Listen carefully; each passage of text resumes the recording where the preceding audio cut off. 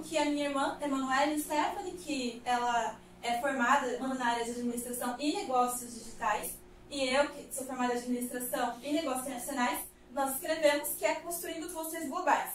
Os clusters são justamente uma das ferramentas do valor compartilhado para alcançar o desenvolvimento tanto de cidades como de empresas. Então, a gente vai entender um pouco mais sobre clusters hoje. Bem, nós vimos que nessas últimas 4 décadas a gente viu a ascensão aí de grandes potências econômicas que, se a gente olhar o histórico delas, elas eram países que passavam por muitas dificuldades econômicas, sociais, políticas. São países tão pequenos quanto ilhas, não tinham recursos naturais. Então, esses países estavam em uma posição de desvantagem. Japão, Israel, Hong Kong. Como esses países conseguiram superar essa situação? Nós vimos que, na verdade, o segredo é que nenhuma delas focou apenas em crescimento econômico. Elas trabalharam com um motor que empurra esse crescimento, que faz ele ser contínuo e sustentável. Aí eu trago algo novo para vocês, que é a diferença principal do conceito de crescimento econômico e desenvolvimento. O crescimento, como nós vimos, é simplesmente o aumento do valor do PIB. Então, se eu estou falando que o PIB está crescendo 3%, isso não significa desenvolvimento. Crescimento é só aumento do PIB, mas nós não temos aumento nos outros fatores, como nós vimos, sociedade, meio ambiente, política, questão governamental. O crescimento econômico, basicamente, se um governo quer impulsionar ele de forma rápida, o que ele faz? Ele mexe em apenas um dos motores da economia, que é a demanda. Então, ou o governo incentiva o consumo das famílias, que as pessoas consumam mais dentro do país, que elas vão no mercado e comprem, o governo concede créditos, então as pessoas podem comprar mais, podem gastar, é uma forma de aumentar a demanda interna. Ou eu posso incentivar as minhas exportações. Vamos exportar mais trigo, mais soja, mais açúcar, e assim eu consigo aumentar o meu crescimento econômico rapidinho. O problema desse crescimento, ele não é sustentável. A demanda não é um motor sustentável de crescimento. É muito difícil a gente trabalhar só com a demanda e não correr o alto risco de aumentar a inflação ao mesmo tempo. Então, por isso que a gente vê o gráfico do Brasil de novo, é aquele sobe e desce, a montanha russa. A gente chega no topo ali de crescimento e daqui a pouco não se sustenta e imediatamente vem a recessão. É o ciclo que a gente tem enfrentado nos últimos 28 anos. Crescimento e crise. Crescimento e crise. É muita volatilidade. Já o desenvolvimento, se a gente quiser trabalhar ele, a gente tem que pensar um pouco mais profundamente. Porque o desenvolvimento é o aumento da capacidade produtiva de um país. Se eu quero trabalhar com desenvolvimento, então eu vou olhar para outro motor da economia, que é a minha oferta, a estrutura da oferta de um país. Se eu trabalhar com oferta, eu vou reduzir o risco da inflação e eu vou conseguir uma fonte de crescimento sustentável. O crescimento vai ser contínuo, porque ele tem o quê? Bases sólidas. E aí, crescimento ali contínuo por décadas. Mas, do que é feito a oferta? Quais os motorzinhos que formam o meu motor oferta? São basicamente 6 fatores. Então, eu coloquei ali de forma simplificada. O primeiro deles é o investimento em valor humano. O segundo é investimento em capital físico. O quanto as empresas investem em tecnologia, equipamentos, máquinas, geração de emprego, geração de tecnologia e inovação. O quanto o país está criando de novas tecnologias, está criando de inovação. Qualidade das instituições. Ou seja, quanto essas instituições governamentais, elas têm credibilidade ou elas são estáveis. O quanto elas se baseiam em critérios técnicos e infraestrutura. Aí, nós, curiosamente, temos um setor da economia que consegue impulsionar 5 desses 6 fatores do motor da oferta. Sabe que setor é esse? Responsável por 70% dos investimentos em infraestrutura só no Brasil? Responsável por 67% dos investimentos em pesquisa e desenvolvimento e inovação no Brasil inteiro? Que setor é esse? Aeronáutica. É a indústria manufatureira, que é justamente a área que vocês estão atuando. Esse setor é fundamental para impulsionar a competitividade. Fundamental. Se um país tem uma indústria fraca, infelizmente é sim grande probabilidade que esse país também seja um país não competitivo. Então, a indústria é um setor-chave. E aí eu coloquei para vocês os 10 principais setores da indústria no nosso país. Olha que legal. Mas hoje a gente vai falar só de um deles, uma pequena amostra, que é o setor automotivo. Bom, o setor automotivo é um dos 10 principais setores da indústria brasileira. O Brasil é o 8º maior produtor de veículos do mundo. Só que tem um fato bem curioso. A gente é o maior produtor, mas a gente importa cerca de 3 bilhões de dólares nos Estados Unidos em veículos e em autopeças. A gente importa 7,8 bilhões na União Europeia em veículos e em autopeças. E na Coreia do Sul também, quase 1 bilhão em veículos e em autopeças. A gente não produz veículos. Os recursos naturais, então, aqui no Brasil, porque a gente está importando autopeças. Então, na verdade, a realidade dos setores da indústria é complicada, é difícil. Porque uma coisa são as empresas, elas têm uma estratégia baseada ali no seu ambiente interno, se planejarem seus recursos e trabalharem ali no mercado, conquistando clientes, oferecendo produtos de qualidade, oferecendo pontualidade, tudo isso. Uma coisa, gente, é a realidade empresarial. Outra coisa é a estrutura do setor. E a estrutura do setor é muito desafiador. Não vou dizer que é um pouco, é muito desafiador. A primeira imagem que vocês veem é uma fila de navios no Porto de Santos. De tempos em tempos, o Porto de Santos enfrenta uns gargalos ali, porque não tem capacidade de atender tantos navios, tantas cargas que entram e saem do Brasil. Porque o Brasil tem poucos portos marítimos, infelizmente. Então, as situações acontecem. Vejam só, as empresas sofrem com tantos custos logísticos que eles chegam a 11% do PIB. Custos logísticos são maiores do que as exportações que a gente tem em veículos. 94% das nossas indústrias são micro e pequenas. Então, como a gente vai investir naqueles motores lá da oferta se as empresas são pequenas, se elas não têm qualificação, se elas não têm capital? 87% das rodovias brasileiras não têm pavimentação. Se a gente olhar para Curitiba mesmo, tem bairros que também não tem nem estrada nem calçada. Então, não é uma realidade só aqui, é no Brasil inteiro. Em questão de mão de obra, 75% dos trabalhadores não têm o ensino superior. E desses, 31% não têm ensino básico. Então, como que a empresa vai investir em tecnologia se as pessoas não estão preparadas? Se elas não estão capacitadas, a empresa não capacita? E os acordos comerciais? Não sei se vocês já viram, mas muitos acordos comerciais que nós temos são com outros países que também estão em desenvolvimento. Então, qual é o processo estratégico para a gente trazer empresas, processo tecnológico, tecnologia, fazer acordos bons, para que a gente também possa desenvolver a nossa indústria? Isso não tem, falta o planejamento estratégico. Então, o que a gente entende aqui? Que as empresas, elas criam suas estratégias baseadas em um ambiente muito limitado. É um ambiente interno, um ambiente de mercado, é o meu setor, acabou. Mas aquilo ali, a estrutura do setor, que a gente chama de ambiente além do mercado, onde estão os desafios sociais, os desafios ambientais, os desafios de outros mercados, os desafios do governo, a gente não sabe tratar daquilo. A gente não sabe impor estratégia. A gente mapeia problemas, mas não sabe resolver. Como que a gente lida com esse tipo de ambiente? A gente conta com o governo. Então, está aqui o planejamento industrial, a política industrial do Brasil, 24/6. É um documento de 110 páginas.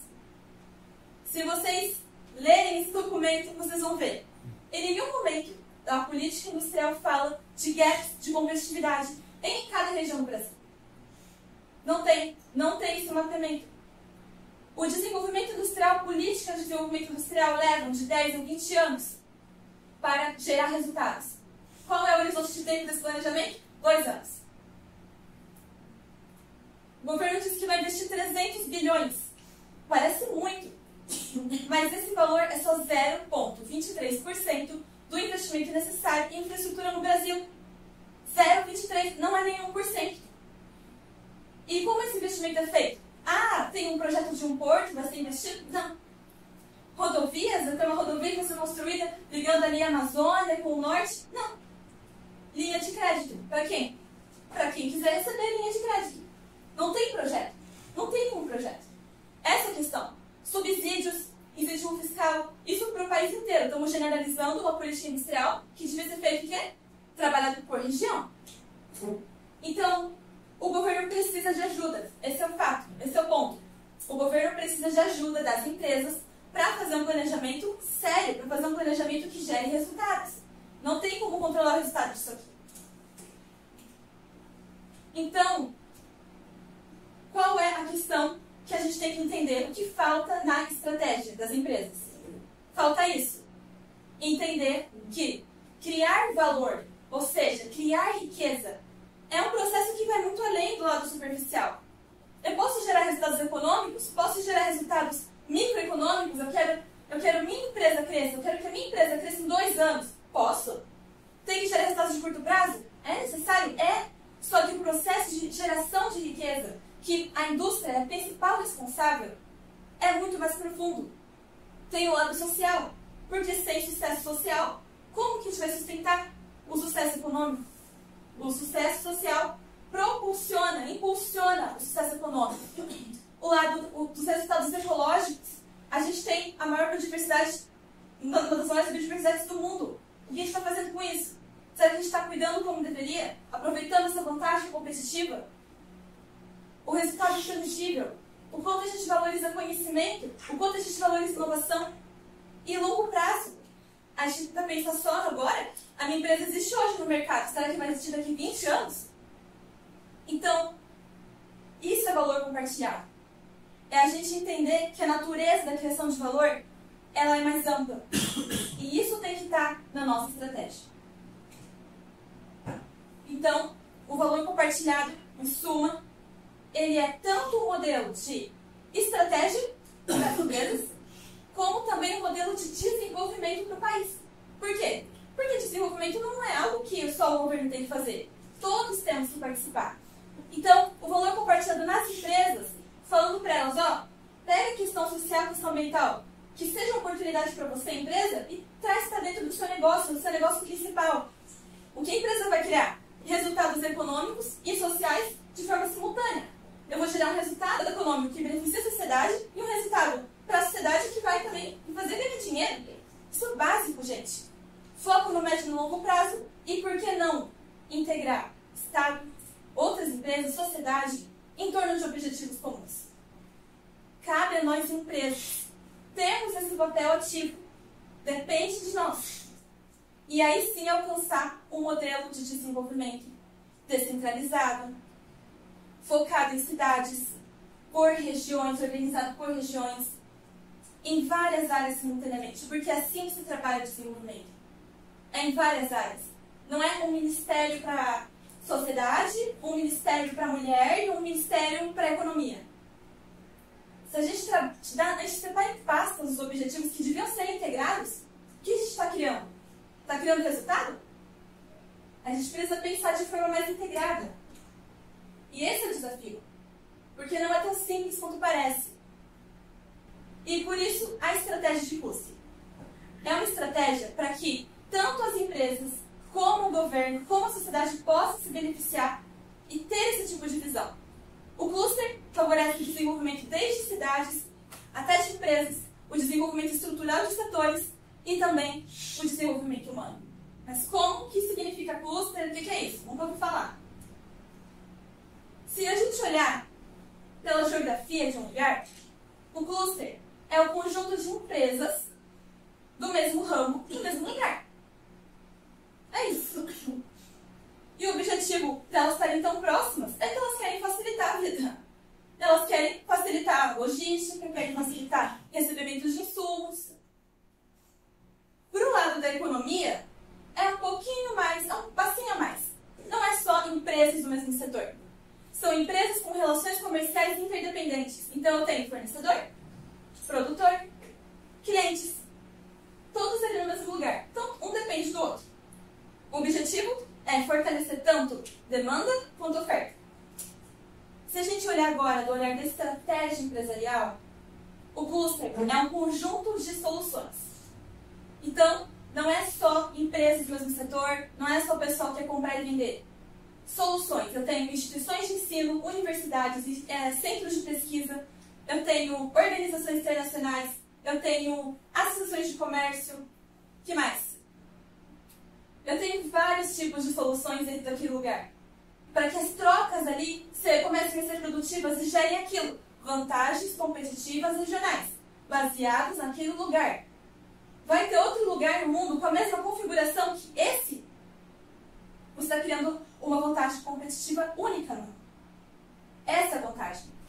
E para uma estratégia global, né, pensando numa estratégia a nível de país, essa seria a melhor forma de conseguir organizar e enxergar os mercados.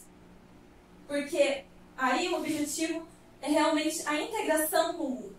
As empresas daquele lugar, o próprio país, vão estar prontos para serem competitivos a nível internacional. Esse é o cluster. O que acontece aqui? O pensamento de cluster, ele é diferente do pensamento setorial. Então, uma coisa é eu pensar no meu setor, no meu mercado. Ó, por exemplo, eu trabalho com chocolate. Então eu só sei de chocolate. Eu só sei quem é meu concorrente, quem é meu fornecedor. Qualquer coisa além disso, não sei. Eu trabalho com roupas, produção de roupas, é uma fábrica de roupas. Só sei de roupas, só sei de tecido, só sei de tipos de tecido, é isso. Sei de outro setor? Não. Então o pensamento setorial, ele é de certa forma muito linear. Você tem que entender o seu mercado, você entende os fornecedores, você entende o seu processo, você entende quem é que compra, você entende quem é que vende, e por aí vai. Muito linear. O pensamento de cluster não. Ele exige que você olhe para uma região e entenda os setores, as diferentes indústrias que há nele. É um olhar multissetorial. E você entender como essas indústrias são importantes umas para as outras. É isso que cria a estratégia do cluster. Então, qual seria a vantagem que uma empresa que tem o pensamento setorial buscaria? Geralmente, eu quero baixo custo. Eu tenho uma empresa, tenho uma fábrica, uma montadora, eu quero mão de obra barata. Quero diminuir meu custo. Eu tenho que vender por um preço baixo, para o mercado que compra por um valor muito baixo. Então, o custo, meu filho. É isso que eles vão buscar, esse tipo de vantagem. Vai buscar vantagem fiscal. Onde eu vou instalar minha fábrica? Santa Catarina. Quanto que é o ICMS aí? É tanto. Paraná, quanto é que você faz ICMS? Faço assim. Melhorou. E você? E aí a empresa decide onde ela vai instalar. Recursos naturais. Acesso a recursos. Eu quero ter acesso fácil ali a um lugar que tem todos os recursos e mandar logo a produção e isso. Bora. Então, esse tipo de vantagem, de certa forma, muito simples, que as empresas com pensamento tutorial têm. E aí o tipo de colaboração que elas conseguem? É muito formal, é jurídica. Então, se eu quiser crescer, expandir no mercado, faça uma joint venture, faça uma integração vertical, compre seus fornecedores, controle eles. Para que você consiga aumentar a produtividade. Ou global sourcing. Quer saber se aqui no Brasil tá caro? Monta uma coisa rápida. Pega os recursos de lá e manda para cá e olha só, o custo vai diminuir baratinho. Global sourcing. Fragmentos de atividades ao redor do mundo. Qual o problema disso? Qual é o risco de fazer esse tipo de coisa? Você está distribuindo a sua cadeia de valor em lugares com riscos diferentes, fatores políticos diferentes, economias diferentes. Você não está ficando mais vulnerável porque você está se expondo mais ao risco em países diferentes? E se vier algum problema em um desses países, um problema de abastecimento, qual é o efeito que se chama na cadeia de valor? Efeito chicote. Já no pensamento de cluster, é diferente. Qual é a vantagem que as empresas com pensamento de cluster buscam? Vão entender a região. Vão entender quais são as forças competitivas daquela região. É o clima, é o relevo, a natureza, são as pessoas, é a cultura, são as indústrias que já tem lá, a história daquele lugar. Qual é a vantagem? E com base naquele lugar já tem, construir uma base regional ali, produtiva, para aquele processo estratégico da empresa. Ela vai buscar principalmente eficiência e produtividade. Porque quanto mais próximos eles estiverem as pessoas, os atores que ela precisa, outras empresas de apoio, mais a empresa vai conseguir ganhar em eficiência. Capacidade inovadora. Quanto mais próximos os atores econômicos, comerciais, sociais, políticos estiverem, maior a inovação. Isso é um fato. Quanto mais próximo os geradores e os criadores de ideias, nós, basicamente, estudantes universitários, somos criadores de ideias.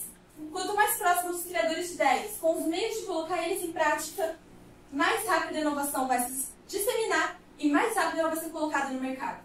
E maior o ganho em produtividade e eficiência para as empresas. Que tipo de colaboração nós temos aqui? Temos apoio institucional, não só do governo, mas de várias instituições, instituições educativas, principalmente universidades.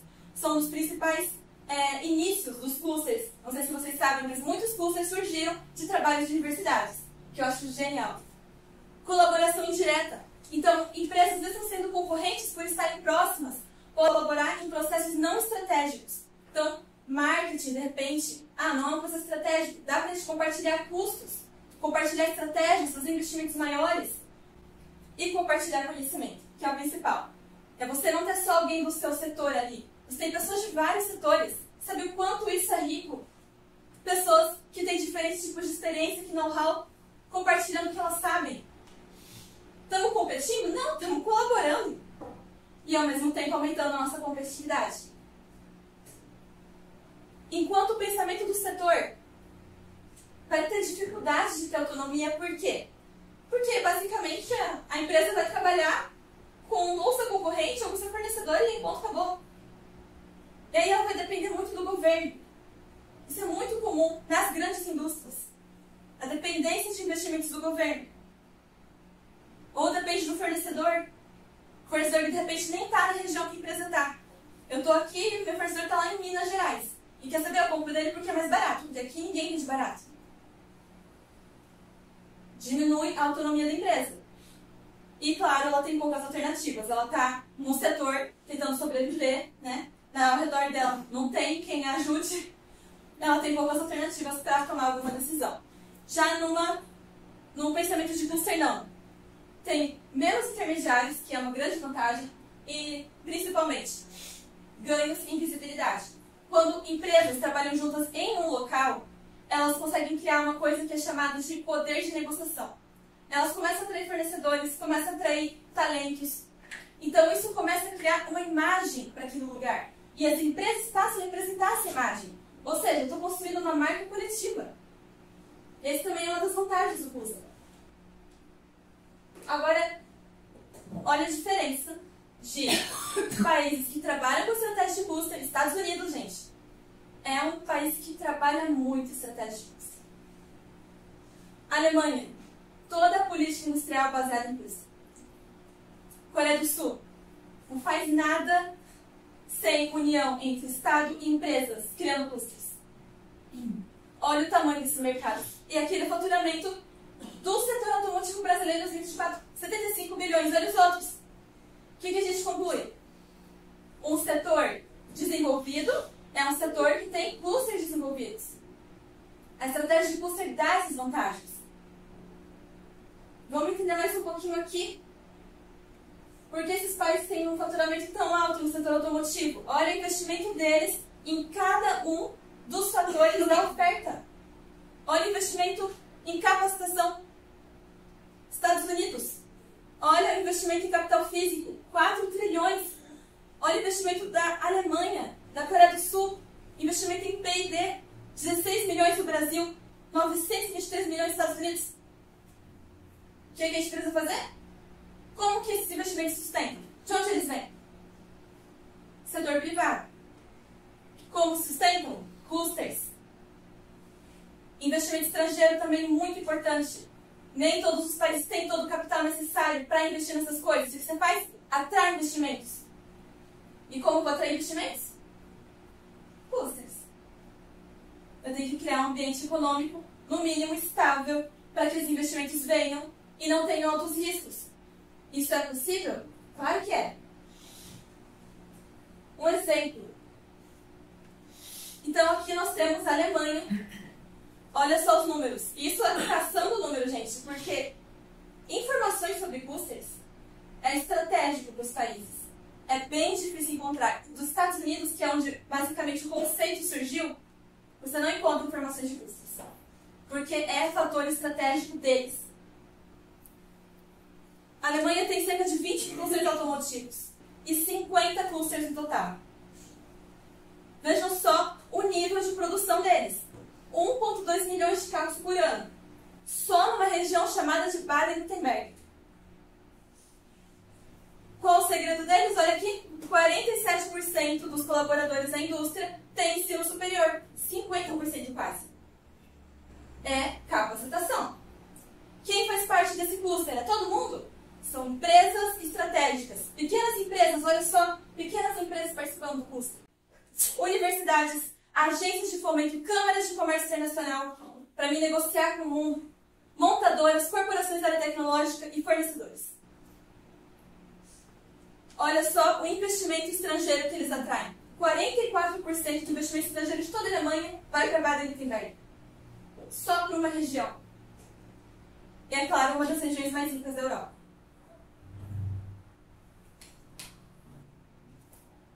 Mas, aqui só aprofundando um pouco, porque cada país tem o seu estilo de cluster, digamos assim. Tem o seu modo de economia, então o cluster tem configurações diferentes entre países. O que a gente vê muito na Alemanha? Eles têm uma excelente base. O que é a base? Pequenas empresas, mercado de trabalho qualificado. E pequenas empresas altamente capacitadas. Elas oferecem serviços para as indústrias. São pequenas? São, mas poderosas. E os pilares? Um Estado que regula e facilita. Não é só regular. Ele facilita também a própria competição, que eu não considero também algo tão bom, facilitar a competição. Tem que aumentar a qualidade da competição. Essa seria a posição correta. Tem várias instituições internacionais, grandes empresas, Porsche, BMW, Audi, Mercedes-Benz, todas em Baden-Württemberg. Sabe o que significa isso? Muito investimento. Instituições fortes. E tudo isso sustenta o quê? Foco em internacionalização e objetivos de longo prazo. Então, nesse espaço aqui, surge todo tipo de inovação, tecnologia e potencial para exportação. E aí a gente tem outro cluster, que é o da Coreia do Sul, que é o JUSAN. Essa sigla, CFE, sabe o que significa? Zona Franca Econômica. Zona Franca significa um lugar no país onde o regime aduaneiro é mais fácil, onde os impostos são mais baratos, onde os processos regulatórios são mais fáceis, são mais simples. Isso tudo com muito impulsionamento mesmo do governo da Coreia. O modelo deles é esse. 1,7 milhões de veículos por ano. O Ulsan, gente, é uma coisa de outro mundo. É o maior centro de montagem de veículos do mundo. E só pertence a uma empresa, a Hyundai. E o que ela faz lá é de deixar a gente abismado. 4 megaportos marítimos. 4. Em uma única cidade. 50% das exportações do país inteiro passam por esses portos. Olha a capacidade que eles construíram em infraestrutura. 2 grandes montadoras, Hyundai e Kia. Só 2 universidades participam desse cluster, que por acaso são também uma das melhores do mundo. 3 grandes centros de pesquisa. E olha só que interessante. A terceira maior refinaria de petróleo está em Ulsan. Uma das maiores siderúrgicas do mundo está em Ulsan. Por quê? Lembre? Intersetorialidade. Cluster. Não é só o setor automotivo. Eu tenho que ter as indústrias estratégicas ao meu lado. Petróleo e siderúrgica. Não é à toa que elas estão lá. E centenas de fornecedores. E olha só que interessante também, olha o nível de especialização. 64% de cidadãos coreanos têm ensino superior. Como eles conseguiram isso? 2,6% de desemprego. É o menor índice da Ásia. Como eles fizeram isso? Investimentos. A Hyundai faz investimentos diretos em áreas pouco convencionais, digamos assim. A Hyundai investe em corpo de bombeiros para a cidade. A Hyundai investe em hospital, construção de hospital, de infraestrutura hospitalar. A Hyundai cuida da frota dos policiais, todos os carros policiais são da Hyundai. Educação, ela constrói escolas. Até mesmo um time de futebol. 2 estádios a Hyundai construiu. Por que a Hyundai vai investir nesse tipo de coisa? O que tem a ver? Eles fazem carro? O que tem a ver com isso? Eles entenderam que se quiserem ser a maior montadora de veículos do mundo e a melhor, eles têm que estar no melhor lugar. E nesse lugar, as pessoas têm que ter alta qualidade de vida. Então, é a Hyundai que faz investimentos diretos praticamente em toda a infraestrutura da cidade. Porque tem a visão, o entendimento de que se o lado social, o lado econômico daquele lugar não estiver bem, não adianta. A empresa que vai sofrer no fim das contas. E olha só a estrutura desse cluster. O interessante da Coreia do Sul é que empresas grandes e Estado meio que trabalham juntas. É como um carne, basicamente. O Estado ajuda as empresas e as empresas investem no que o Estado precisa. Elas trabalham dessa forma, é muito baseado em confiança. É muito baseado em confiança. É bem diferente do que a gente vê por aqui. E olha só que interessante, os dois, tanto o Estado quanto a empresa, fazem investimento em qualificação em massa. Sabe qual é a política deles? Os coreanos têm que ser os melhores do mundo. Os coreanos têm que estar estudando nas melhores universidades do mundo. Os coreanos no mundo têm que ser criadores de inovação, não empregados. Visão das empresas, visão do próprio Estado. E o que acontece? Mão de obra qualificada, pessoas qualificadas vão criar empresas também cada vez mais inovadoras e, é claro, vai atrair investimento. Pessoas qualificadas vão atrair investimento o quê? Em inovação, em tecnologia, porque são pessoas que sabem o que estão fazendo. Então, atrai um grande volume de investimentos. Gente, isso é muito importante nos investimentos estrangeiros, porque entendo que um país que não pode não ter nenhuma condição, só que se começar a trabalhar essa questão do investimento estrangeiro, começar a atrair até mesmo governos. Governos desses países, Coreia do Sul, fazem investimentos em outros países. A gente podia atrair investimentos lá da Coreia do Sul para o Brasil? Claro que podia. Só que tem que ter os projetos. Então, a importância, de novo, da mão de obra qualificada. Sem projetos, claro, você não atrai investimento estrangeiro. E tem uma característica, né, um pouco ainda parecido com o Brasil, que tem sim um pool de mão de obra que não é qualificada, só que não são coreanos, são estrangeiros, tá? O povo é realmente nacionalista, patriota. E agora nós temos o cluster sul-fluminense. É um cluster que foi basicamente a união de 20 montadoras na região do sudoeste, né, do Rio de Janeiro.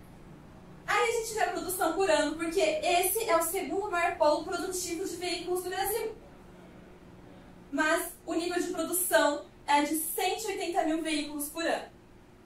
Um pouco abaixo, né? Bem abaixo do que a gente viu que os clusters podem fazer. E, de cara, a gente já encontra alguns desafios que eles mesmos colocam, né, no site da Firjan. Altas tarifas de energia, dificuldade com conexão 5G, evasão de fornecedores. Isso não é muito comum em um cluster, porque a ideia de um cluster é trabalhar a interconexão com outras indústrias. E aqui a gente não está vendo isso. Olha só a fala de um dos deputados sobre a Firjan. Hoje, um dos desafios do cluster é conseguir investimento de quem? Do governo. A gente chamou de cluster, mas não mudou o pensamento. Quem faz parte ainda desse cluster? Montadoras do setor automotivo, sistemistas do setor automotivo, federação industrial do setor, uma universidade. A gente tem outras indústrias aqui? Não. Então, em parte, gente, falta. Em outra, que bom.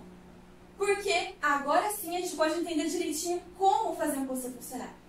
E como, inclusive, orientar para que esse cluster funcione. É bom para a gente visualizar e já ver a solução. Por isso que a gente trouxe experiências da Alemanha e da Coreia do Sul. Para entender o que falta aqui no Brasil que nós podemos fazer de novo. Mas quem é que vai fazer isso? O governo? Vocês.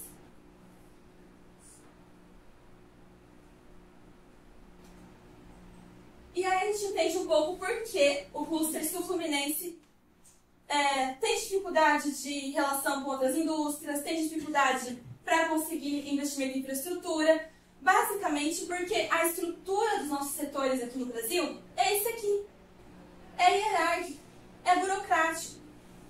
A gente colocou lá no topo da estratégia o Estado. Então, o Estado é burocrático, tem várias instituições intermediárias, é difícil você dialogar com eles. As empresas. 80% das empresas para automotivo são estrangeiras, são multinacionais. 80%. Então, tem as empresas estrangeiras e tem as empresas nacionais. E as empresas nacionais ainda tem aquelas que são capacitadas e tem aí as pequenas empresas que não têm basicamente capacitação nenhuma. A gente ainda vê o quê? Uma fragmentação, uma segmentação do mercado de trabalho.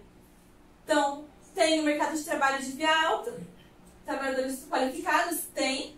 Muitas vezes também são trazidos dos seus países, eles contratam. Então, vem a Renault, vem a BMW, eles trazem seus executivos lá desses países. Por quê? Porque o pessoal está preparado. E tem milhões de pessoas aqui ainda que nós não trabalhamos a qualificação. E a cadeia de valor? Tem os fornecedores globais, que as montadoras elas podem trazer para cá, ou elas importam direto, geralmente, se elas tiverem bom capital, elas trazem os fornecedores para cá. E aí os fornecedores o quê? Exportam ou dão outros insumos para outros fornecedores. Então, o que falta para a gente aqui? Tem um estudo de um dos caras que a gente colocou no artigo, o Ben Rothschneider, e ele fala muito sobre isso. Como que a gente desenvolve a cadeia de valor brasileira? E ele fala uma coisa bem interessante, porque tudo está em uma armadilha que começa na baixa qualificação, na falta de valorização do valor humano. Começa por aí. Então, cria um ciclo perverso que atrasa todo mundo. Só porque não criou valor para o principal fator que devemos criar valor, que é o valor humano. Então, a baixa qualificação vai fazer as empresas investirem menos em tecnologia, inovação. O que acontece? Não investe em inovação, não investe em melhorias, cai na estagnação produtiva. As coisas ficam na mesma, os empregados têm dificuldade de conseguir melhorar. E o que acontece? Sem uma perspectiva de futuro, os empregados vão embora. A pessoa não tem perspectiva de futuro na empresa, tchau. Alta rotatividade. A alta rotatividade se reflete dentro da empresa. Pouca cooperação entre líderes e gestores. Isso dentro de uma empresa causa desorganização empresarial. Você tem que começar a focar mais em problemas dentro da empresa do que está ao seu redor. Então prejudica aquele olhar além do mercado. Desorganização empresarial vai dificultar a cooperação entre empresas. Como é que eu vou querer colaborar com outra empresa se a casa está uma bagunça? Então, a empresa se preocupa mais em cumprir regulamentações, em cumprir regulações trabalhistas. E aí, a colaboração entre empresas fica mais difícil. Pouca colaboração entre empresas, fica mais difícil superar as barreiras, os desafios que vêm da estrutura do mercado. E aí começa a gerar custos de estagnação. As coisas estão sempre na mesma, não há melhoria, isso começa a custar caro para a empresa, porque necessariamente exige tecnologia. Se está aumentando meus custos, eu vou contratar pessoas que custam mais caro para mim? Vou contratar pessoas com salário mais alto? Não, não vou querer mão de obra qualificada. Então, diminui a demanda por mão de obra qualificada e aí volta para o topo. Baixa qualificação. É um ciclo perverso. Mas a única forma de sair disso é realmente mudando aquele topo ali. Então, imagine o contrário. Alta qualificação, mais investimento em inovação e tecnologia, produtividade, inovação, baixa rotatividade, mais colaboração entre trabalhadores e líderes empresariais, organização empresarial, cooperação entre empresas, entre indústrias, mais capacidade para superar problemas, começa a implementar a estratégia de cluster, reduz custos, mais contratação de mão de obra qualificada, porque nós possamos ser criadores de inovação e não importadores. E a gente muda o ciclo. Mas está mudando aquilo ali. É básico. E aí, tem as funções do cluster. Então, uma empresa que quer construir um cluster, o que ela vai fazer, basicamente, né? O que as empresas juntas vão pensar, vão estar na mesa, vão fazer o quê? Vão, primeiramente, entender que os ativos mais importantes para o desenvolvimento de uma região, eles não são herdados. Digamos que eles ainda podem nem sequer existir. Eles têm que ser criados. todos aqueles fatores que eu mostrei da oferta, eles têm que ser criados. As empresas podem criar isso e elas precisam. Então, criar ativos únicos no mundo. Criar bens quase públicos, como eu falei, marca. Criar um pool de talentos na região. Ah, mas eu vou investir em qualificação e se ele for embora da empresa, o que eu faço? Perdi meu dinheiro. Não. Você está criando na sua região os talentos que você também vai precisar depois. Invista em qualificação. Sem qualificação, não tem como chegar no desenvolvimento. Não tem nem como existir o custo. Então, bens quase públicos, talentos, infraestrutura, interconectividade global. Então, um dos objetivos do cluster, as empresas têm que sentar na mesa e pensar como é que nós vamos nos integrar ao mundo. O que nós temos que fazer para entrar na União Europeia? O que a gente tem que fazer para entrar no Japão? O que a gente tem que fazer para exportar para os Estados Unidos? Esse tem que ser o nosso pensamento. Atrair grandes investimentos, como eu falei, pensar no investimento estrangeiro. Atender necessidades locais, facilitar os processos para todos os setores locais, coordenar jurisdições. Isso é muito importante. Porque entre os setores, gente, imagina o número de regulações diferentes, o número de agências reguladoras diferentes. O papel do cluster é conseguir coordenar essas jurisdições. Qualquer mudança na lei, ela tem que ser coordenada para não afetar a infraestrutura e o desenvolvimento do cluster. Monitorar os resultados do cluster, muito importante.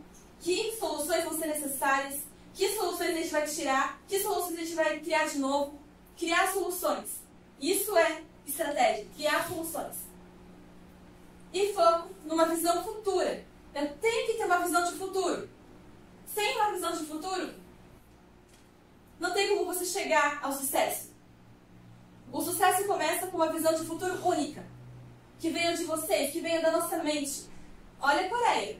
Eu imagino um futuro em que a cidade inteira vai poder pôr hidrogênio verde. Está lá o projeto. Não sei quantos milhões investidos em um projeto que vai tornar a cidade inteira movida de hidrogênio verde. E vão ser os primeiros, vão ser os pioneiros disso. Então, o limite que a gente põe, literalmente, é o da nossa imaginação. O futuro não está desenhado. Depende muito da nossa capacidade de criar, de imaginar e de planejar. E aí, eu coloco, por fim, que cada um de nós, que as nossas empresas, elas precisam abrir esse olhar para o nosso objetivo estratégico maior, que é esse. Que o nosso Brasil seja uma potência mundial desenvolvida. Se nós abraçarmos essa causa na faculdade, nas aulas, como o professor Gilson fez, nas nossas empresas, vamos chegar lá. Podemos. E essa é uma frase que eu gosto de colocar em todas as palestras que a gente faz. Não vos conformeis neste século, mas transformai-vos pela renovação da vossa mente. Então, deixo a reflexão para vocês. Então, eu agradeço, gente, tá bom? Eu agradeço de coração a atenção de vocês e a oportunidade de estar falando aqui hoje.